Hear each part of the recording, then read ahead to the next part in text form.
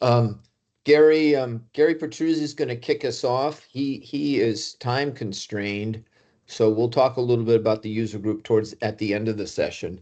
But Gary's going to start us off with scripting best practices. So Gary, you've got the floor. Okay. Well, hello to everyone again, and glad we're all on board for the quarter. And like Bob said, he just asked me to do some of the scripting best practices, and I'll preface it with really, I don't. I mean, again, because I think the team and a lot of folks are making good use of AI and Chat GTP or whatever tool you want to use, and I don't. Scripting or coding is at some level art, right? Because you get even seasoned developers, you're going to get maybe 5 different ways to do the same function or pass the arguments or write an API. It could be completely different across 5 different folks and all achieving the same thing. So I don't think it's warranted, and I wouldn't want to get into a discussion or a debate on how to script. I think the team, as long as you achieve an output, then I think it's you choose to do it in how it fits your needs and how you want to code or how you want ChatGTP to deliver it. But nonetheless, I would say if you do it in your own style or ChatGTP style or whatever, it's the documentation side of explaining it to some third party as to how they would have to actually use or troubleshoot this script. That's my assumption is do whatever you can. That's my opinion to assume that someone is going to have to make use of this script. And even yourself, 6 months from now, and it gets thrown in your lap, if you haven't done a good job, you'll forget what you wrote. And even a month from now, you may have forgotten what you wrote. So that's really kind of the gist of this, which is just kind of a set of guidelines to document, if you will, um, when delivering this script, what kind of background functional specifications, notes, highlights, or whatever to just help somebody that has to look at this script or use it down the line.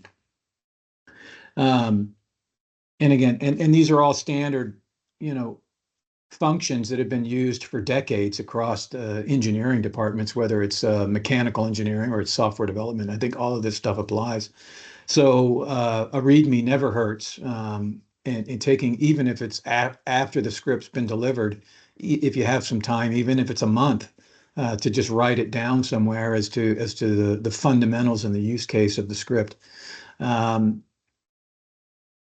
and the README, it may not even need to change. It could be its own standalone document, or the README material within could just be comments within your code. So I'm a firm believer in commenting the hell out of your code, because those extra lines they're not harming anything. They're only helping the reader and user of the script to learn exactly what it's doing. Um, I think flowcharts are always an excellent tool. If you can, they always have been, and they always will be, having a good flow chart as to what the script or set of scripts is actually going to doing. And that applies to actually Vantage as well, right? Even a workflow could make use of flow charts. And I know Brian from ABC, that their team, they've done I've seen their flow charts, and they've done an excellent job of flow charting the major components and minor components of their infrastructure. And it's an excellent tool. Again, I just make the argument that as the author of the script, just keep in mind that it's someone else that's going to be using it, and it could be another developer. It could be a script that I'm writing that I'm on vacation, and Norm has to figure out for the customer what the hell did Gary even actually do? So it's I think it's a good assumption to assume that you're writing this for somebody else to understand. One of the other components that these really are the two key items I think that I was wanted to stress is the use of global variables. And I use the term at the bottom there loosely, printf. That's just a standard for print statements. So that's why I mentioned earlier on that Mark Samulian at Encompass, I think he's seen that in the set of scripts that we have done for them was heavy usage of, I mean, again, we're not writing an application. This isn't like Vantage or a MAM or a throated application that has numerous libraries associated with it. We don't have to worry about the pitfalls of global variable usage versus local variable usage in scripting 9 times out of 10. And if you use global variables and good commenting, so you could, like I had said to Mark, said, hey, Mark, if you need to update this particular value for a cable labs or a digital ad insertion, time code changes, or this particular value has to change, just go change it at the top of the script, and you could just change the value of the variable, and then that alters the value that's applied down in, at, say, for sake of argument, down at line 78 of the script. That variable is there, it's listed. Now it just gets changed, and the operator, all you have to care about is lines 5 through 10 that list out the variables, or lines 5 through 25 that just has the complete list of global variables, and that's the only place that the user needs to edit. So I try to make heavy use of global variables. And then you can use printf statements in your function. So as your code is being written, if you get better at this, you don't hesitate to put comments in your code that has a print statement that can actually print the value inside your functions and print it out to an operator. Because again, 9 times out of 10, if you write a script and then you get lost in it and you got to call a developer and say, hey, where did I go wrong? He or she's going to say, well, let's put a printf in this function where you're doing the summation. Let's just put a printf in there. Or when you're iterating over a bunch of um, um, time codes that we're getting, again, for sake of argument, digital ad insertion, and you have a series of time codes. Let's put a printf in there, and let's see what value you're actually generating or you're creating in that function. So, and you can leave those printfs in there. You can learn how to place them in there, and then you can just comment them out. And then at some later date, if you do run into problems, you can then just uncomment them and then use them as a troubleshooting tool. And then the next thing I did is just in the script is providing useful information that's above and beyond the actual code, right? Because the code itself is going to be, it's going to be Latin or Greek to somebody, right? And even a developer that's a lifelong developer, it would look at your code and he would struggle to say, well, what the heck did they actually even, what was your goals here, right? And we see that all the time when we internally we reach out to Yuri or we reach out to John Cutterly, right? And rightfully they say, well, look, please give me the use case because I don't understand what you're saying here. Tell me exactly what it is that you were doing and why you're doing it that way, and then perhaps I can answer the technical questions. So this is just sample usage of a script name, and again, if the README is not if assume a README reader is not knowledgeable of your script. So these just some common items that are just good practices to have in script writing is you could, if this is a Vantage interaction, right? This is a Vantage user group. You could list the version, the Vantage that this is currently running on. If there's any component packs that are applicable here, if there was a specific library that was actually being used in this whole use case that's critical. And so in some cases, um, if we're doing black detection, so our black detection scripting logic, it uses and it's not just the black detection, but Telestream has its own timecode math library. Um, it was originally written in C++, but I'm sure it was the same library that got converted to PowerShell that does all of the timecode math. And that DLL is used in a lot of the scripts that we use for customers. So calling that out would be a good place right here to say, also, by the way, this script requires this particular library, this DLL, otherwise it doesn't run. I also, the usage element there, I like that in the case if you are creating a set of functions in your script, well, then go ahead and spell those key functions out. You could either spell them all out, or you could spell out key ones where you just write out, well, a quick a set of usage as to, well, what are the arguments to the script? What are those parameters? So, and what types are they?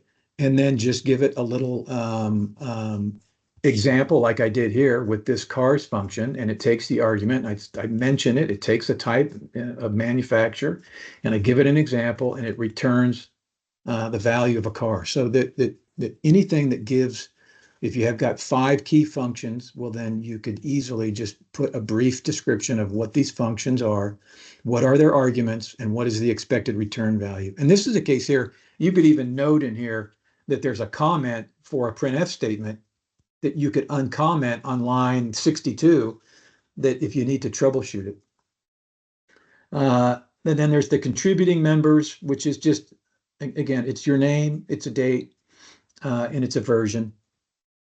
And if there was any testing that you want to list here, and the validation test and a little blurb about how you tested and how you validated this, then again, the more the merrier. And the more information you provide in here, probably the better it is if somebody has to come in and troubleshoot your script.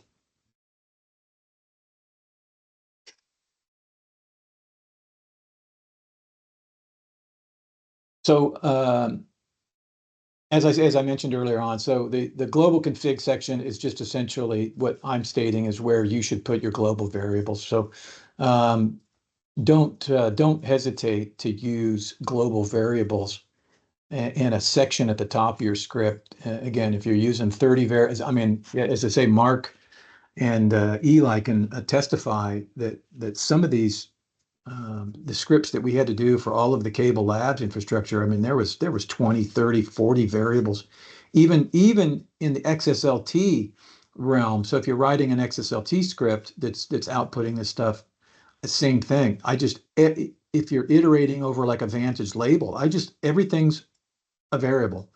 And then I pull the value out and run through all that logic as variables.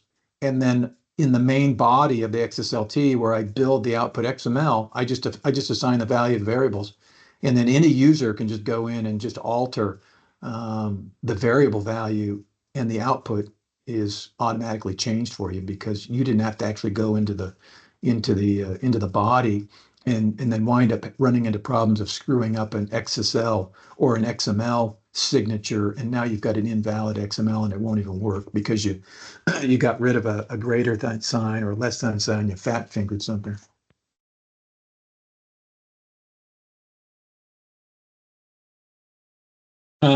And then here I wanted to put another here's another example of how you can, this is just common. This example, and you guys have probably heard of Yuri from Telestream. Yuri is one of the senior principal engineers. This is his example of how he creates his scripts. So he does with a synopsis. He provides the description. He has the various parameters for all the various, if there's an input folder, there's output folder, what are the input values? And he lists those there as I mentioned here, input, and then he's got another one for all the output stuff. Key values here, he lists them out. And again, if there isn't any logging for functions here, he lists them.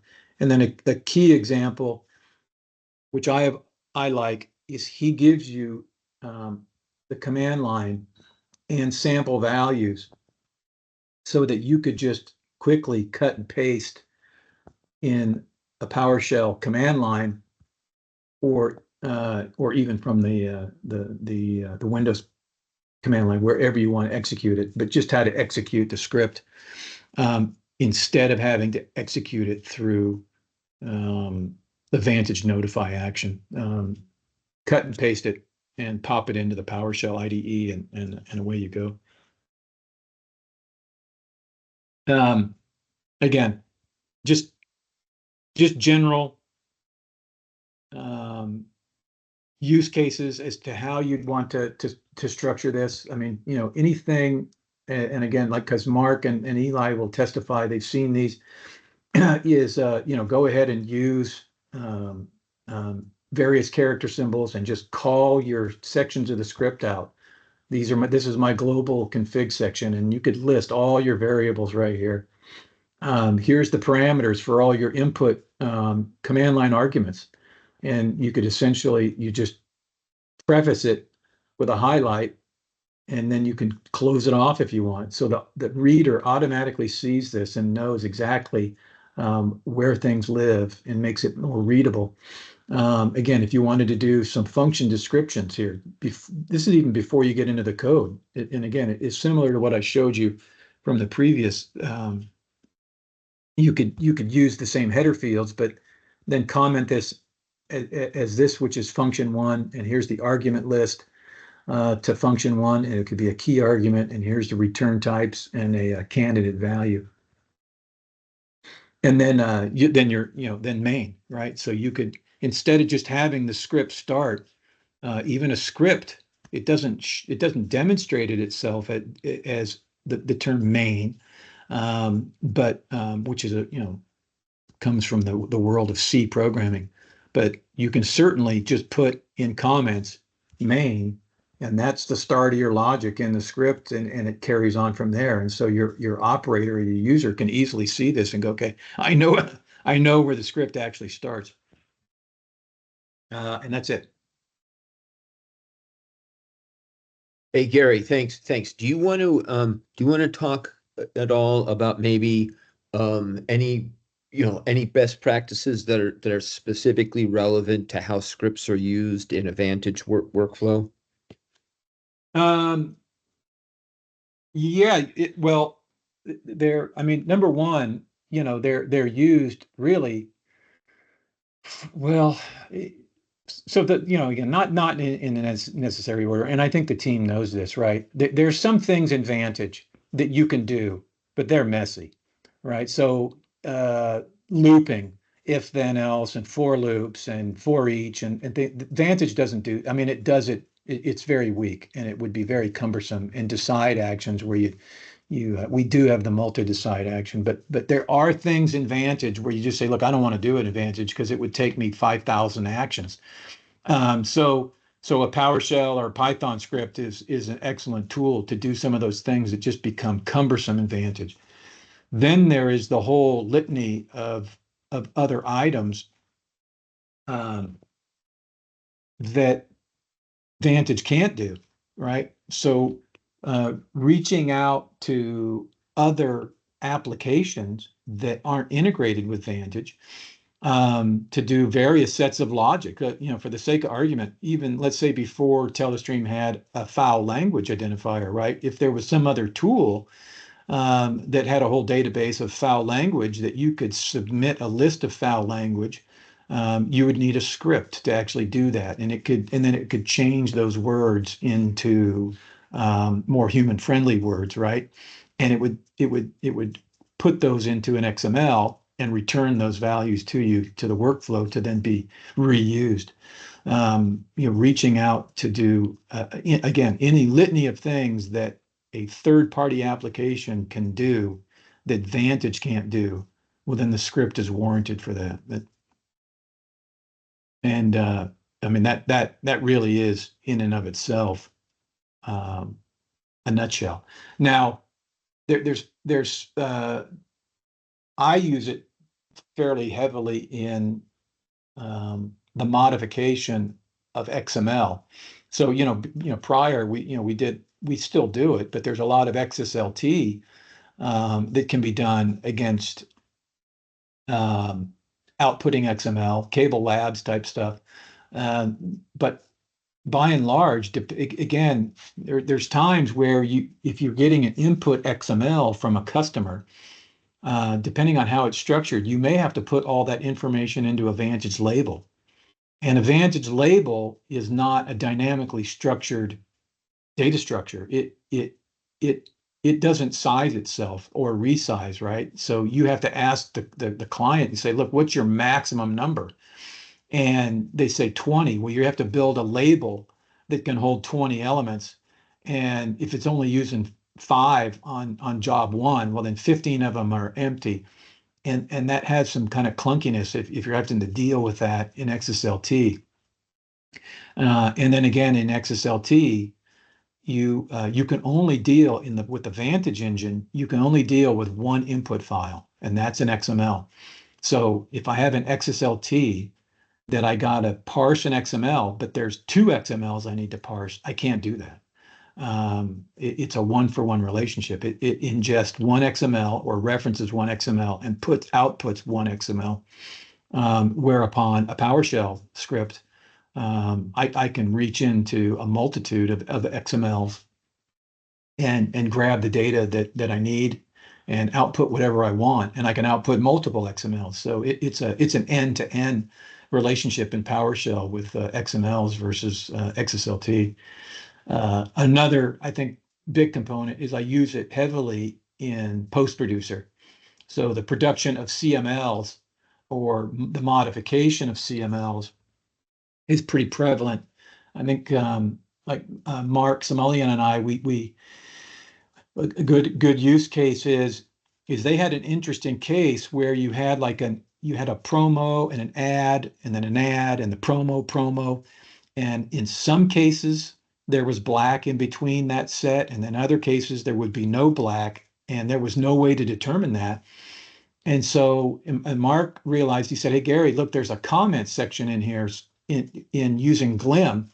And so we put in the comment, Mark would put black or no black. So I wrote a script that could iterate that through those ads and promos that were front ending the the bulk of what the deliverable was, all the various stitch points.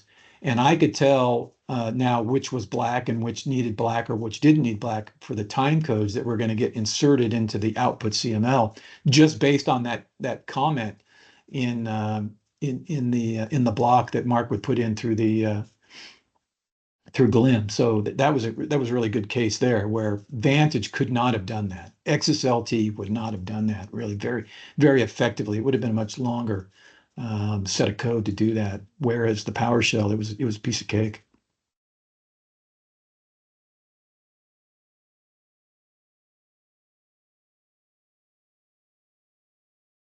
And I know, and I'll close. And I know, like Brian at Yeah, ABC, he uses he uses scripting extensively and you know, widely. And I don't know, and again, whether some folks prefer PowerShell, and some folks prefer um, Python, and both, both excellent languages.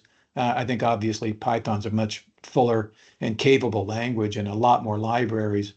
But the positive on the PowerShell side is every Windows machine comes with it, so you don't have to worry about Python versioning as you would, with PowerShell. It's there and it's at the ready for you regardless of the machine you're using. yeah.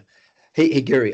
Yeah, I was muted earlier. I wanted to just go back to where you described that post producer project that you worked on, and you said that using your script made it a quote piece of cake. And I think this goes back to what you were talking about during just prior to the start of today's user group when we were chatting, and you were talking about properly forming data sets. And it sounds to me that a scripting tools are very useful when you need to dynamically form data into the right form. Is that correct? Yeah, it's exactly. I think having a good understanding. So I learned, wouldn't show it here, but Yuri, he uses PowerShell custom objects as his data structure of choice. It's very common in his implementations, and I didn't even know that that was doable in PowerShell. Versus just using an array or a struct or a list. And again, tools that are, those data structures are powerful and you can iterate over them. But whereupon, if you're looking at what Yuri, a very schooled developer, how he's using it with these custom objects, it's excellent, right? It's just a much more efficient code, and it's actually easier to work with once you kind of get into the meat of it, and what you can call and what you can't, what not really what you can't call, but what calls can you make to manipulate and parse that data makes your life a lot easier. And again, you could, like anything else, you could do a lot of, you could teach somebody to actually create some interesting things in a couple hours of teaching them how to write in C or Java. You could, I mean, you'd be amazed at what output you could do. But if you really, you run into problems if you don't really understand data structures and which data structures should be preferred over others, and the kind of data that you're faced with. So that's, as I say, that's the big question you should always have is, what is the data that's getting presented to me? How am I going to store that data? What is the data structure I'm going to use? And then what data structure or structure of that data am I going to output this to for the user to be able to utilize? That's the big question, is just data structures. Then don't hesitate to spend any time reading up a little bit and boning up on data structures, because it'll pay off in spades. Yeah, thanks, Gary. It would be this might be a good point. Maybe before we get into Norm's examples, I just throw out to the group, some of you that are using scripts, is this validating how you're using scripts? Are you using them to, properly form metadata, or to dynamically form metadata for use in a Vantage workflow? Are you seeing other use cases for scripts? I'll just open it up.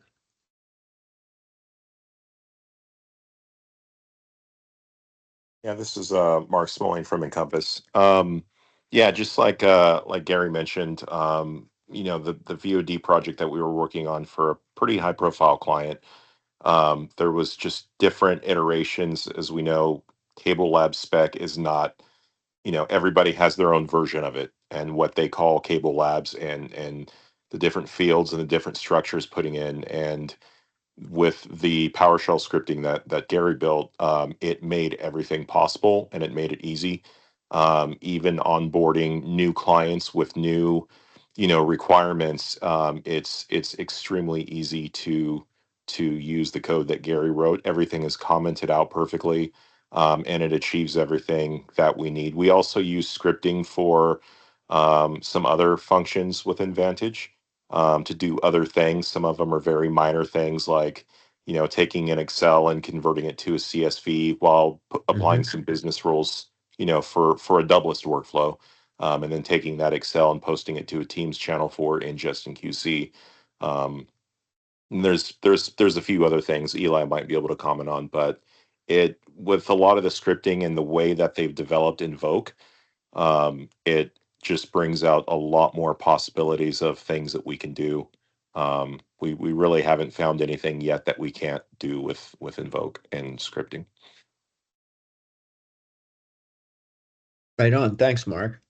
Well, and hey Bob, and I would end, again, and Norm will agree with this too, because I think, because these things don't come cheap, right? So you're paying a premium, if you will, to Telestream, that when we draft these. My advice to anybody is, don't hesitate, that when you get this delivered, or any time in the process, to say, look, I want to know in the code who wrote this, when did you write it, and what comments do you have? Because please explain to me, as part of this process of you providing the script to me, how does it get troubleshooted, and who troubleshoots it, and how does that get resolved if it's not you and it's somebody else, right? And because everybody sometimes that's human nature. You do fly free and loose at times, and sometimes we're in hurries. But I just say, don't hesitate to just say, hey, look, I want this. I want to understand a bit better, and I want some comment, and I want some dates, and I want some names in the comment section of this, because if it goes bad, I want to know who to call, and I want I don't want to get stuck with a script that's essentially stopped my workflows, right? Mhm.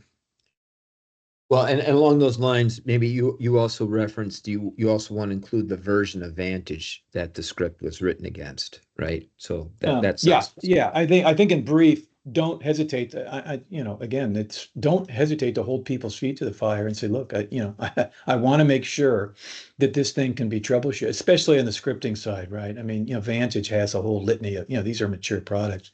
Scripting's a bit different beast, but don't hesitate to just say, look, I want some protections here in case 6 months from now, I got to pick up the phone and start troubleshooting this thing. yeah. Right on. Well, thanks, Gary. So, You bet. just before we get into Norm's examples, you know, Norm inspired this Vantage users group with this post producer project he'll share, and it is a very novel use of post producer. But as Gary was talking about just prior to the startup of tonight's user group meeting, one of the biggest challenge or the essence of a lot of this work is just properly forming the data. Okay. And as everybody knows, post producer is driven by CML, and that CML has to be in a particular form. So feeding post producer with with CML is really the essence of a post producer workflow.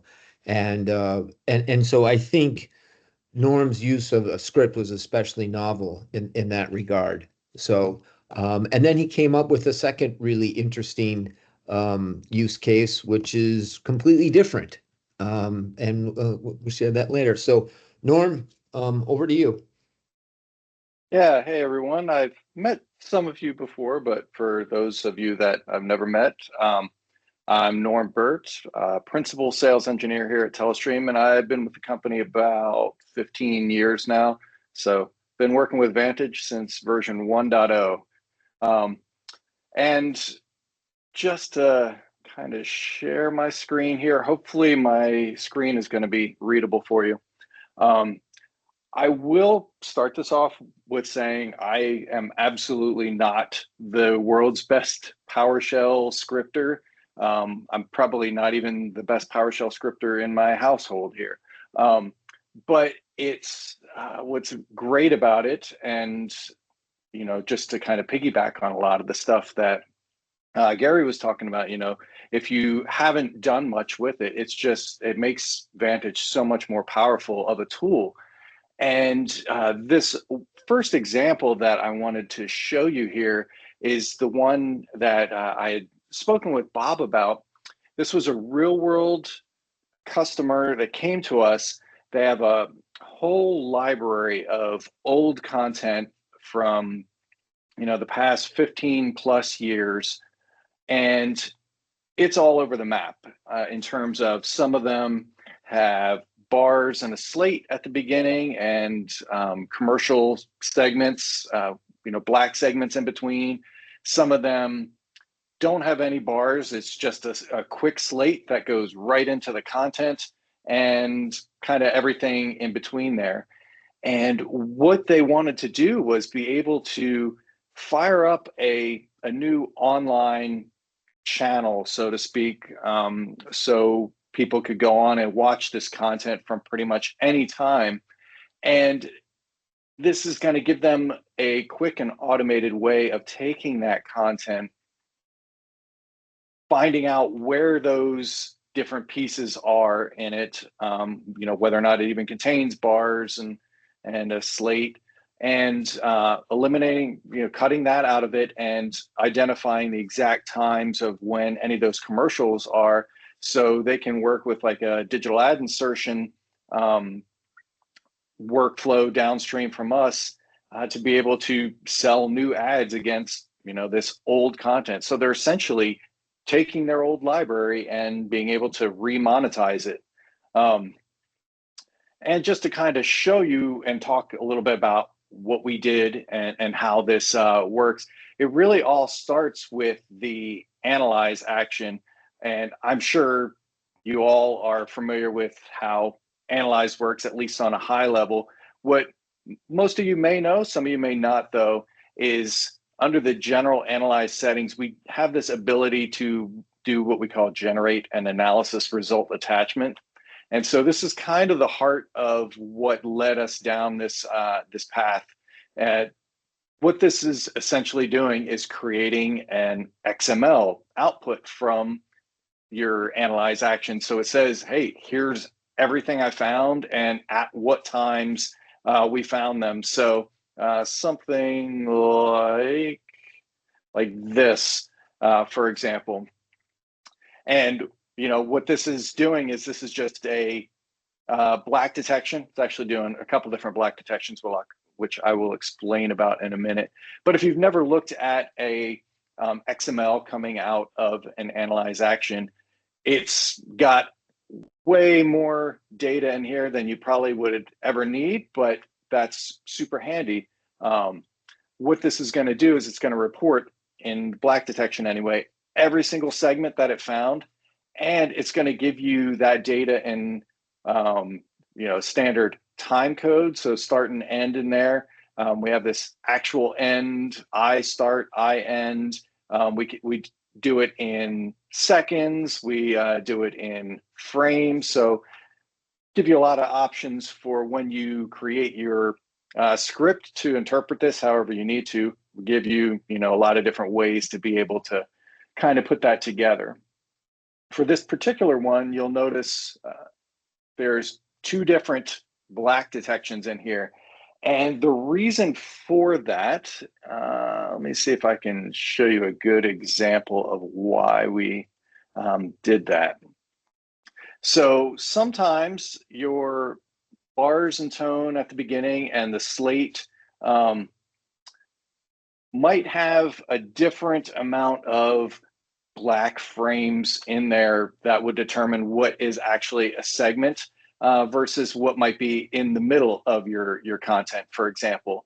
So what I'm doing is I'm just running a short black detection on the first minute and 40 seconds of it. And that has much tighter tolerances of, what is considered black.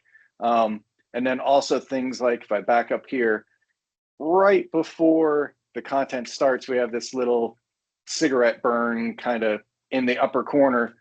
And the very next frame is the very first frame of the content itself. So really the only way to cut that out is to be able to go through and have some exact tolerances that are needed in there in terms of like how much percentage of the frame is considered black versus later in the program where that might be a little bit less tolerant, so to speak, of things like that.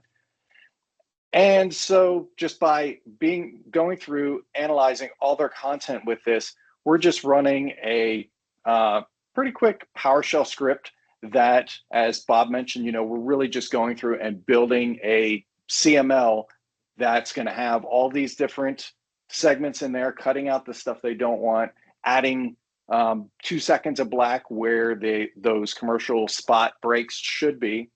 And really, we're doing this again. I'm not the world's best PowerShell scripter, but I was able to come up with this, and where we're using some of the built-in functionality of PowerShell to create an XML, since CML is just an XML.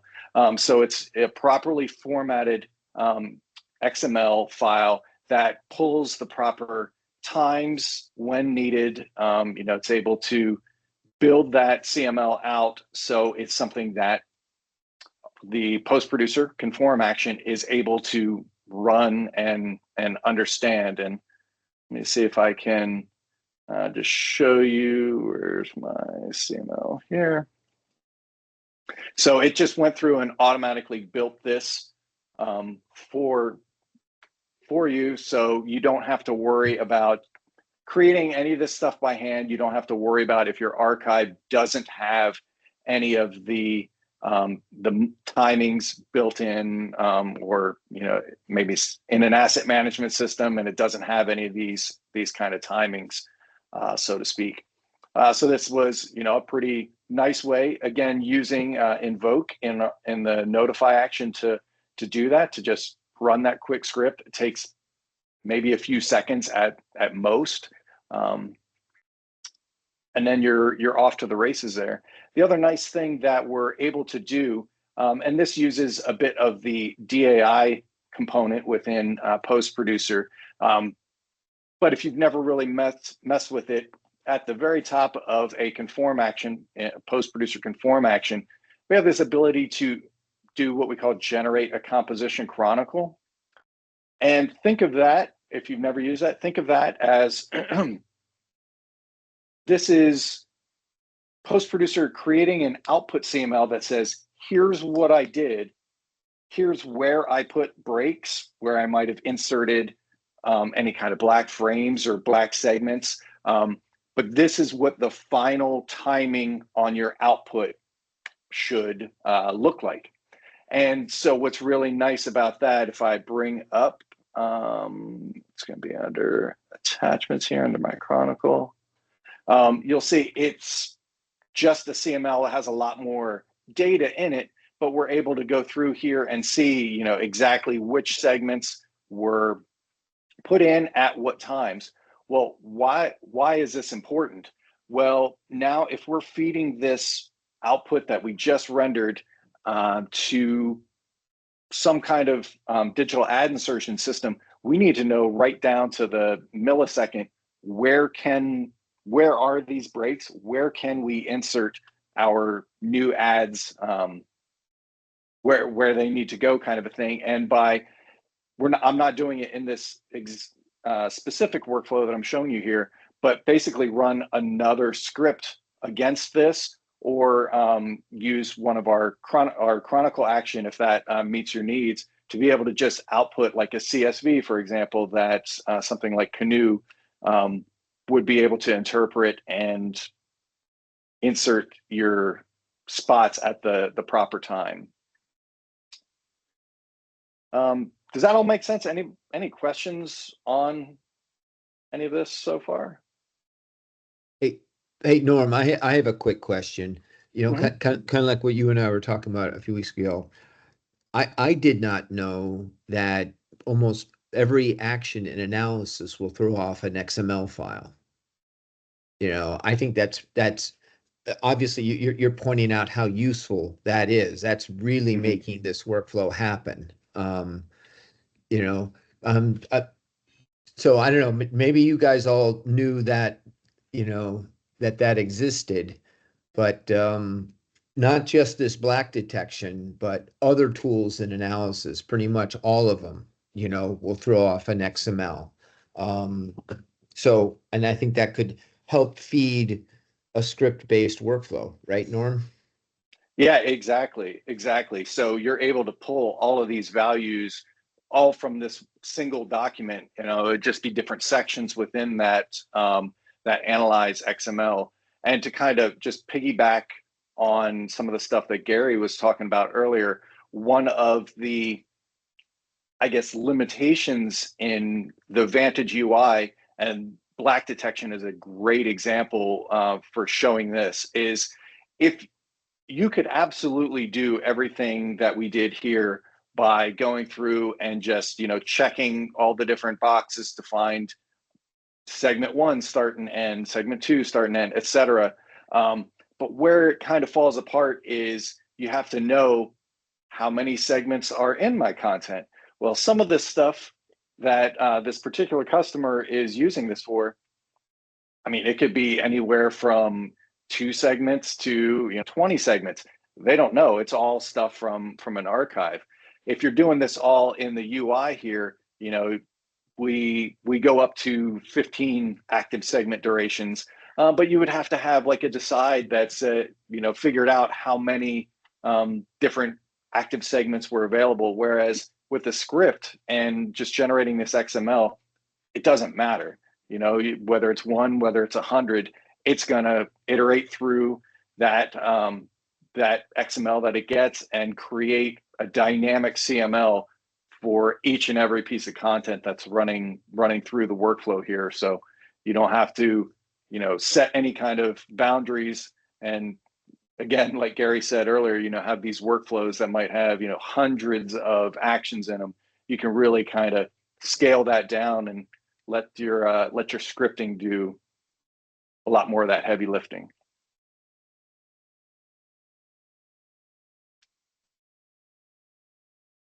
Yeah, if there's no questions on this, a couple other examples I can show you that are pretty handy that folks have used. And a couple of those is like, let's say you're not doing this exact kind of workflow where you're automatically creating like a CML and repurposing content. Maybe you just want to send it through the black detection, just again as an example, but you want somebody to be able to go through and take a look at it. You add that human break to your workflow before you go through and actually submit this, just to make sure, get some eyes on it to make sure that you are cutting the right parts out that you want and you're not cutting the parts that you don't want to cut. So here's another example where it's just a quick script that is taking that same XML analyze output there and just basically making, we're using our Glim playback product, which I'll jump into. I'm sure you're all familiar with it, but just making like a quick Glim playlist so somebody could actually go through and take a look at what's going on. So let me clear that out here. So if I take a look at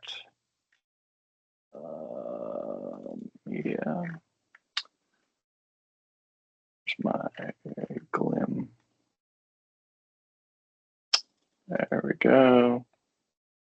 So here's my Glim playlist here. So now I'm able to go through and pick out every single place that it found where a different segment was.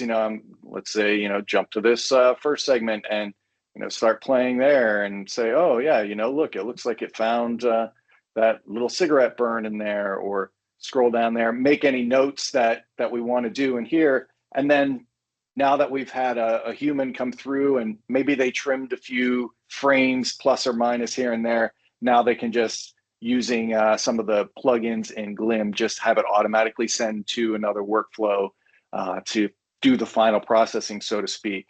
So this kind of give you, like I said, that human break in the workflow, so you get actual eyes on what might be happening in there. And another example of that, if I unload that, is, let's say, I don't know if with Glim, anybody that's used Glim or is using Glim has played with the annotations on there, but a very similar type of script, PowerShell script that I have here, that's just creating a JSON that a JSON annotations file that Glim is expecting. But in this case, we're taking one of our newer actions in Vantage, qualify, so it's our built-in file QC. And what we're doing is, we're running a qualify test or a series of tests against your media and just producing a JSON report that's coming out. And then what we're doing is we're just ingesting that JSON report and we're creating Glim annotations on here. So now it's going to look something. Oh, of course, it doesn't load there. But it's going to be able to load a bunch of annotations in here. So now somebody can come in here and jump around and see exactly, like, oh, at this frame, we saw this. Let's see here. Yeah, so something like this. Have different custom, I guess, titles in this annotations here that says, when we were on this frame, we found XYZ issue in our qualify report. We jumped to this frame and this is where we saw, macro blocking or whatever it might be. So we give you this ability to kind of customize this however you need it. Again, somebody could come in here and say, yeah, this looks great. Go ahead and submit this file to wherever it needs to go. But, just another example to kind of hopefully tickle your brains and get you thinking about how some of this scripting can really help you out and really help you automate a lot of the stuff that you're doing in there. And in Norm, Vantage. and Norm, what you're trying to show right here was, Qualify has run a test harness. It's found some errors. And then you throw off those errors in this JSON report that gets reformed so that the time code, the timing for those errors can be presented in GLIM. Is that Exactly. correct? Yeah. Exactly. And instead of my simple thing where it just says, a constant start 1, 2, 3, you could actually pull that exact error or warning from the qualified JSON and have like a whole list of things in here. So you knew exactly what it was, why it was flagged. You could even change the color of this annotation, red for warnings, orange for, or excuse me, like red for errors, orange for warnings, whatever you wanted to do. I mean, the sky's the limit at that point. Exactly. And so what you're just showing us just a work in progress version of what was ultimately created, right? Exactly. Yeah. And I thought this was really interesting because it's showing how the flexibility of using data. Okay. Here the main thing is using the data to present timing in a particular media file. And I'm sure there's a gazillion other use cases, and I expect some of you may have taken scripting in other directions as well. But I wanted to throw it out there. I wanted to record it. I wanted to put this in our library because I think it's also was consistent with our past discussions about the API and some of the other kind of other tools in Vantage to integrate Vantage with other applications in a workflow and to further orchestrate workflows. But that's our presentation. I mean, does anybody have any further thoughts they'd like to share for the group? Yeah, and after, if there's any questions, I'm happy to answer. And there was one other thing that I did want to kind of show in Notify, but yeah, any questions on any of those workflows that we just showed first, I'm happy to answer that. I'm curious, and I think it may be because I missed the screen share. Where does the Analyze XML go, and how did you pick it up? And maybe that's the exact spot of the screen share that I missed. Yeah, no worries.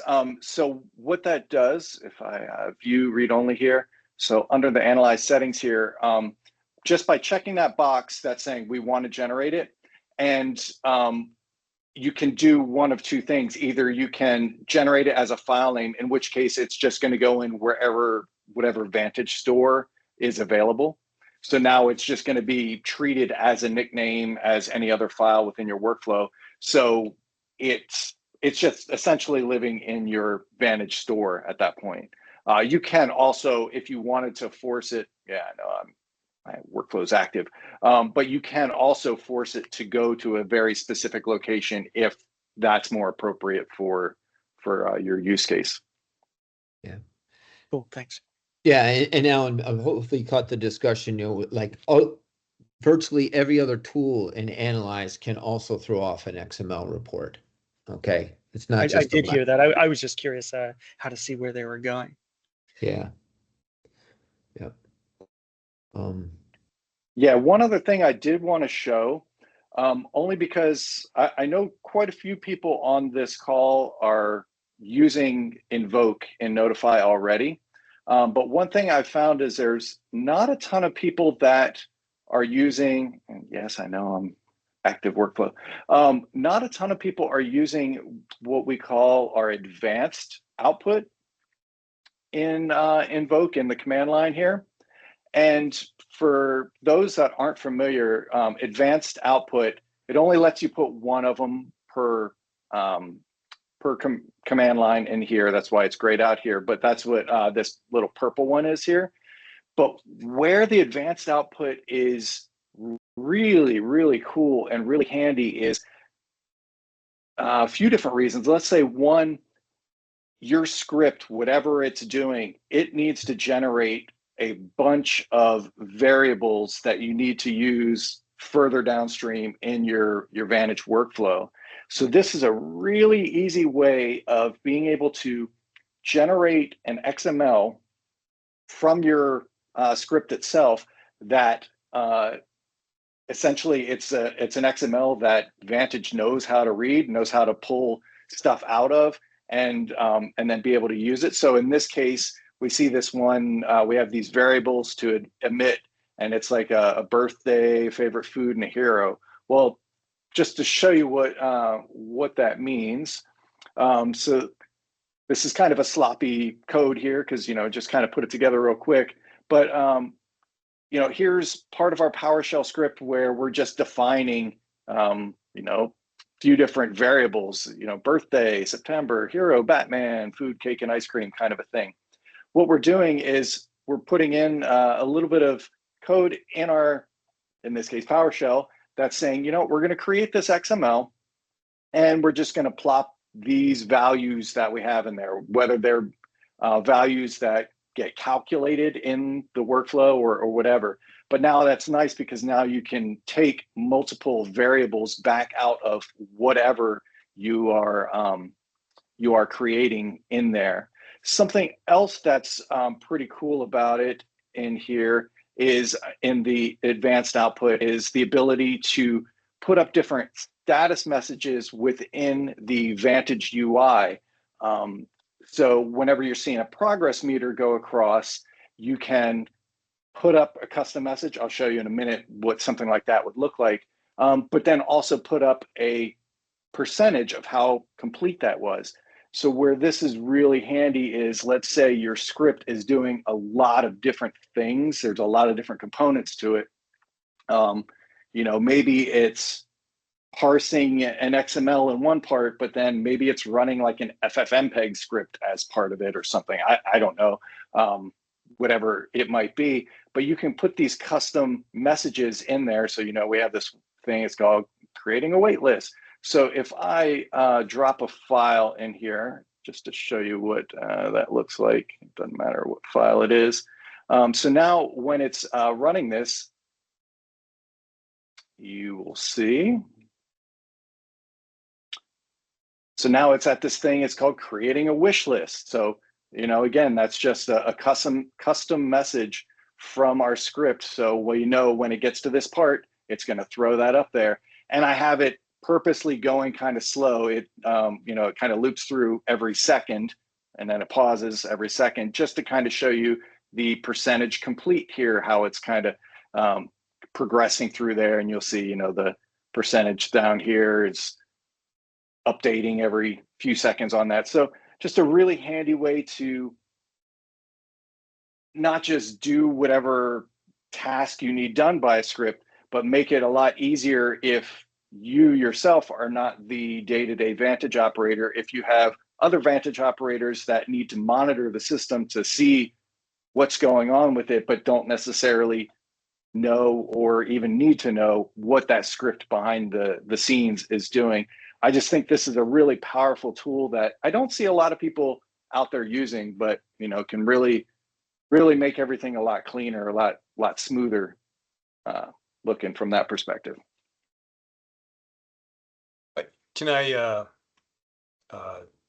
comment and ask a question? That notify script is awesome. There's too many notify actions where we're just blind as to its progress and just crossing our fingers that something's actually happening. So that's great to know. We're going to implement that. And the question I had was the qualify action that I saw. Is that a version up, a latest version addition, or an add-on somewhere? Yeah, Eli, qualifies it's a new option for Vantage. Telestream has had VidChecker for a long time, and then when we purchased Tektronix, we had their product Aurora. And a few years ago, we combined the best of both those applications and we released it as a cloud service called Qualify. So Okay. Qualify has been available in the cloud for a few years. This is a new action that came out, I think, like the end of last year. The cool thing about it is I think this is great for low volume QC needs. Okay. Because it's going to run on your Vantage server. Okay, you don't need to dedicate a box for QC with Qualify. If you need to do you can also set Qualify up to run on a dedicated box if you'd like. Okay, but you can just run it on your light speed if you're just doing an hour or so of QC a day. And the cool thing is that when you use Qualify, you get the status in the Vantage job queue and in your Vantage reports as well. Great. Well, Norman, thank you. You definitely ignited some curiosity in a couple solutions potentially for some challenges that we have. Oh, fantastic. Thank you. Yeah, right on. Thanks for sharing that, Eli. Um, well, listen, I mean, thanks everybody for joining. Hopefully this inspired some others as well.